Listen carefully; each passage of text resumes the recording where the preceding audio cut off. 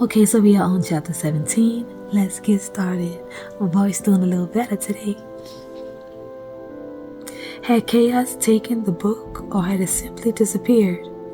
Evangeline didn't remember vanishing books being part of the story curse, but it made more sense than chaos stealing one of her books. She gingerly picked up the paper on the ground, wondering if it had fallen from the vanished volume. The page was old and yellowed. The handwriting looked unfamiliar, but the words were once she'd memorized. Evangeline studied the page. A little dragon was pictured on the words, "One for luck," which had been crossed out, possibly because the luck stone had been found. One for truth had a picture of a skull and crossbones. One for mirth had a garden of spring flowers dusted with little stars. One for youth had a shield with flames licking the bottom. Oh, and they show us how it looked.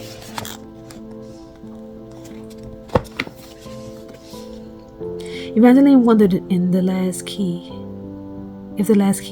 had written this. The symbols must have been clues to where she thought the stones were. But what did the symbols mean? Next scene. The following week dripped by slowly like melting candle wax. Evangeline spent every day in the library trying to make sense of the symbols she'd found on the last key's list. But the crossbones and the flowers were too common, and while the shield with the flames was more singular, she couldn't find a single reference to it in any books. Chaos didn't recognize the image either. He checked on her progress every day, but he was always quick to leave. And Jax. She tried not to think about Jax. Evangeline didn't like the way it hurt when she thought about how he just left her here. The highlight of her day was the daily scandal sheet, which was delivered with her breakfast. At first, she started reading it to see if it mentioned anything about Apollo, and maybe she was curious to see if it mentioned Jax as well.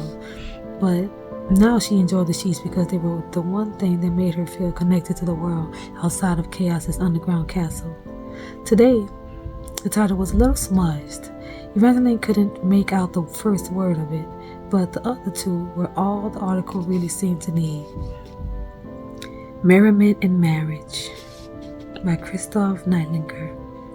Everyone loves a theme party, but not as much as soon-to-be Lady Lala Slaughterwood and her fiancé, young Lord Robin Slaughterwood, to celebrate their recent and very sudden engagement. The pair is hosting a party of historic proportions. Rumor has it members of all the great houses will be in attendance. I think my invitation must have been lost in the post, for I have yet to receive it, but I have learned that the party will last a full week and that costumes are required. Evangeline imagined there was an invitation waiting for her at Wolf Hall, and she felt a longing to accept it, to go to this party and celebrate with everyone. It was a smallish feeling, but her heart was already so splintered with loneliness that for a second she thought this sharp little pain might shatter her apart. She immediately felt frivolous for being sad about missing the party, but she would have wished to see Lala even if she weren't having a party. If her friend were mourning instead, Evangeline would have wanted to be there. She just wanted to be anywhere, with anyone. Even Jax would have been welcome company. She felt another hurtful wrench at the thought that he still hadn't returned, but she pushed the feeling away as her eyes wandered to the next article. Former Prince Tiberius Acadian apprehended after daring escape attempt. Wow. This article was thin, more speculation about the escape than actual information, yet the hairs on Evangeline's arms rose as she read about Tiberius. It wasn't fear, it should have been. Tiberius had tried to kill her twice. As a member of the Protectorate, Tiberius had believed she needed to die because she was capable of opening the Valerie Ark.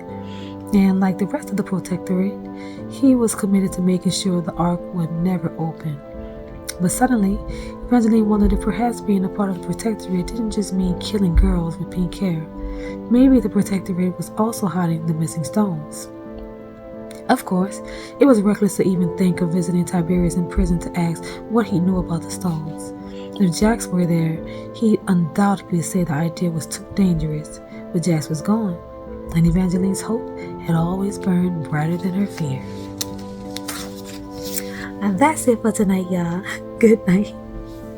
That was also boring.